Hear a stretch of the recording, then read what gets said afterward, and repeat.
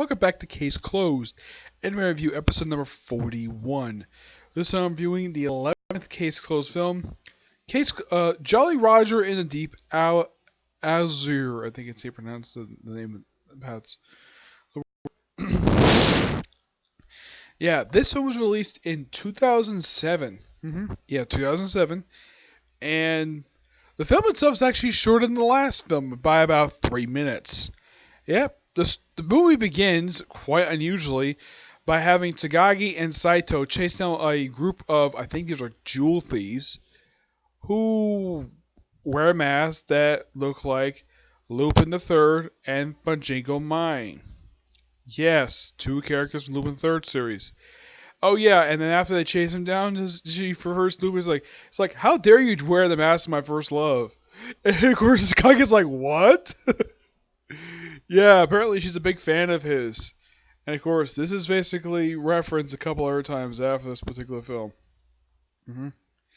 And then we cut to we see Richard Moore, Rachel, the Junior Detective League, the all like 5 members of them, Professor Agasa, and Serena go to an island. Yep, the whole movie spent out. Not the first time in the series they got to like an island, but yeah.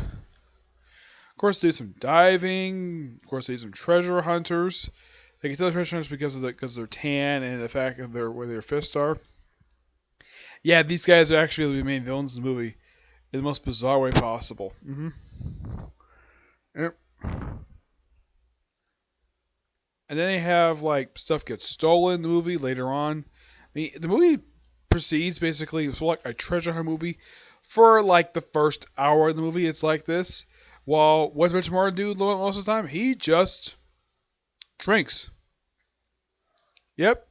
He does lots of drinking. Because that's what he does when he's not working. He just drinks. Or plays mahjong. Yeah.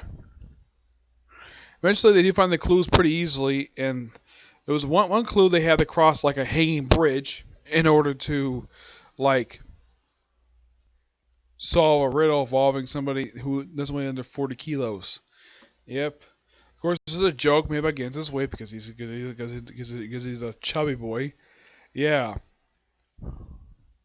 All about pirate doesn't laugh, and then of course, well, doesn't cry, and then, well, thanks to the fisherman who later be a treasure hunter, takes him to the beach at night with, of course, Rachel and Serena.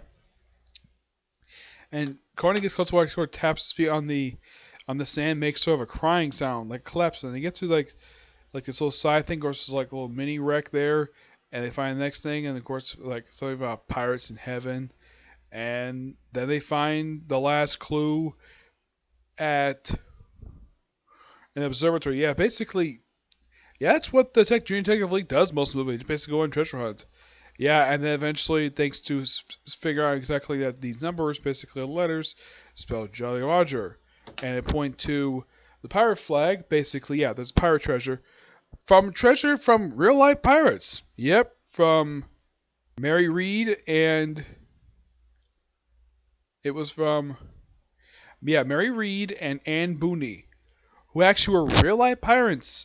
They're the golden age of piracy. I knew nothing about these people. I mean, the only pirate I knew about was basically Blackbeard. Yeah, he's the most famous one. Him along with like Captain Kidd. Yeah, and they're referencing here. Yeah, they also appear on a poster, surprisingly. Yeah, and trying to figure out what the heck the treasure is. And eventually they decide to, well, when they go diving, they also do some diving. They do diving a couple times in the movie. First time do it, everything's like normal, and then like one of the 3 treasure hunters gets wounded. Yeah, he gets bitten by a freaking shark. Yes. As for why, well, it's revealed that, well, his partners plant fish bait on him, thus drawing in the sharks. Yep, they pretty much killed him because they're freaking greedy.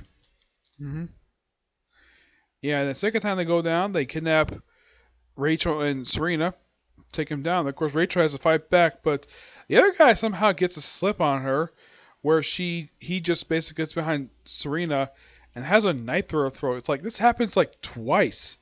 I mean, really, Rachel, you could ease. I mean, I get the fact. Yes, Serena is not a fighter, but yeah. Let's see. They do eventually like go. They have Conan go rescue them, and of course, before Conan goes down there, he's given a couple air tanks that are heavily inspired by the gadget that James Bond used in the movie Thunderball. Yep, the same device. My guess is the writer must have been a big fan of that movie because he must have loved that particular device. I mean, it makes sense, at least unlike in the film where the device has 5 minutes of oxygen. In this movie, it's 10 minutes of oxygen. I'm like, okay, that actually makes sense.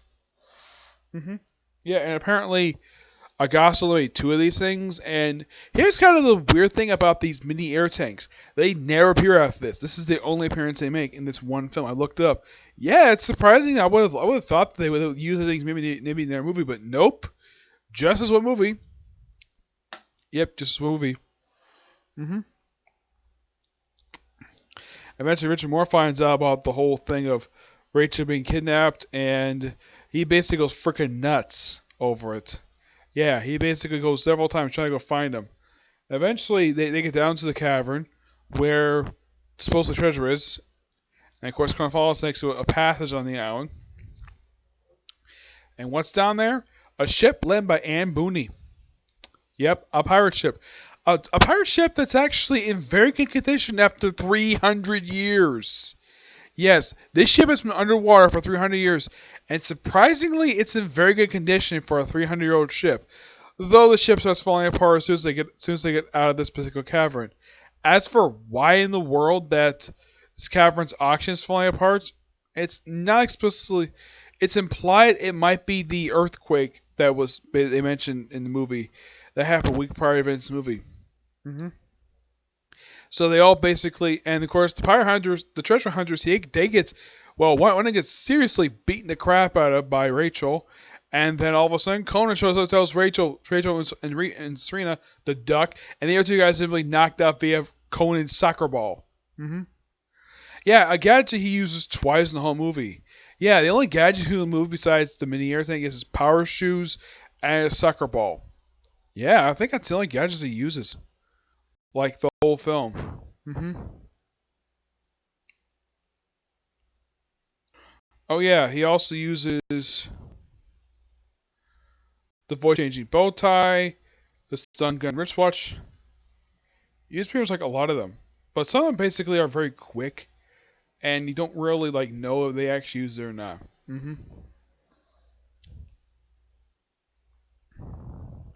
Also, they do have Santos movie, and he does nothing. He just shows up, doesn't get I think he gets maybe like one or two lines. It's like he's there just basically just to fill out the quota of cops that appear in the movie. I mean, McGuire gets a lot more lines than he does. And one thing I noticed of his movies, it seems like that when McGuire shows up, his animation tends to be a big downgrade for everybody else, which I'm like, that's weird. And he wears a completely different outfit than he does wear in the series. In the series, he wears a brown trench coat over his like shirt.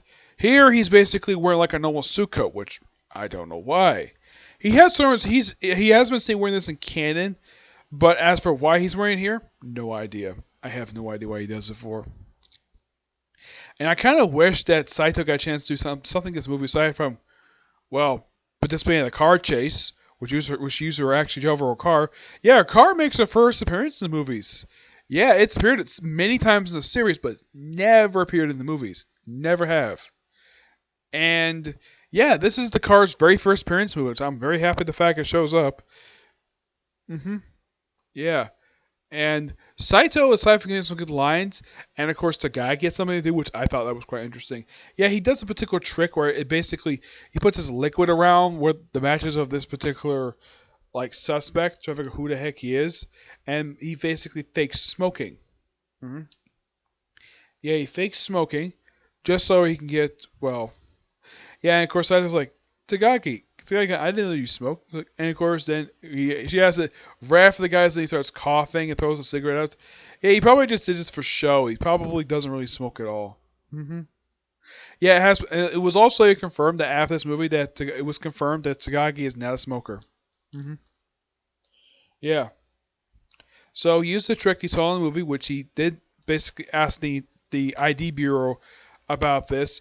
And yes, this is a real trick. According to, I don't know if this is a real trick in real life. Basically, put some liquid on it, put it in a box, seal it for a little bit, take it out, and he takes the thing out, and it works. There's fingerprints all over the thing. They send it to HQ, and they find out the treasure hunter is an international criminal. Yeah, he's actually wanted. There's a warrant out for his arrest. As for his partner, no idea. hmm Yeah. Eventually, the movie ends with everybody pretty much just everybody living. Like nobody actually died. Well, it's also revealed at one point in the movie where the treasure hunter gets shot by somebody, and it was revealed to be the head of the tourism bureau. He was one behind it. As for why he did it, it's particularly a little bizarre. Yeah, he doesn't give a reason why he was shooting them. Yes, and also he drops his gun, doesn't want to pick it up. Nope, he doesn't pick it up at all, because I'm sure that gun is property evidence, and he just leaves it on the ocean floor. Like, what an idiot, and why the heck would Conan just allow him to leave his gun on the ground? Yeah, yeah. I mean, it's not enough stuff explained about the head of the tourism bureau. Yeah, he just shows up, doesn't do a lot of anything. I mean, yeah, it's basically revealed that yeah, he was the one who shot at these treasure hunters, but he doesn't give the reason exactly why. He did pretty much set up the treasure hunt and try to figure out what the treasure is, and he's a little disappointed he got it wrong after all these years. But the question is, why the heck would he want to shoot the treasure hunters for? I mean, he's not implied to be greedy per se, and yeah, it's never really explained. It's also explained by the owner of the diving shop that apparently the diving shop barely makes enough money as it is. She barely makes ends meet with this diving shop. Yeah. And the diving shop is owned by her uncle, but she runs the place. And also, this island has one police officer, and he cooperates very well with McGuire. Though he tries to arrest Richard Moore for, get this, not paying a bill, riding a bicycle drunk, and stealing a bicycle. The third charge is dropped immediately because, well, they had the owner in the back of the cycle, so he technically didn't see it. As for him driving drunk on a bicycle, wow, what a stupid charge. I mean, I can't basically charge him DUI because he's basically driving drunk. He's riding a freaking bicycle. I'm sure he's probably drunk anyways. I mean, it's much more dangerous to ride drunk on a motorcycle than driving a freaking car. It's almost just as bad. With a car, it's a lot worse. Yeah, but there's more danger for him riding a bicycle than a freaking car. Because, well, he can easily hit a rock and basically kill himself, but no. Of course, he shows up at the place where they had two of the items get stolen, and he's basically somewhat drunk. And there's also and of course, Conan figured out that the tourism owner was basically behind it via some gunpowder on his shirt. Yeah, that was left over from the rifle they used. Yeah, aside from the whole thing of the tourism guy not fully explaining why he was shooting at the treasure hunters, this movie is really good. And unlike the last one, we had basically characters that have almost nothing to do, or at least when they have characters from another series show up where they do practically nothing affect the plot. Everybody in this movie affects the plot in their own little way. But I would probably say the only character who affects nothing of the plot is Santos. He's the only one who doesn't. Everybody else basically does. Heck, Takagi has a lot more than he does. And unlike Takagi, Santos actually has appeared in all the movies. A lot of times, usually very came, at least basically shows up. As to why he shows up more in movies than in a TV show, I have no idea. It's particularly bizarre. Yeah. Otherwise, so that's really it when it comes to particular. It's a good film. Okay, so that's it for this particular review. Stay tuned for my other case skills reviews I'm hoping to do today. One, of course, reviewing newest episode of the anime. I'm also going to talk about the 7th episode of the day, which is related to this film. I figured why not. The 12th case skills film, and of course the My Hero Academia, which My Hero chapter, which I'll do that next. Okay, we'll do this next few. Bye.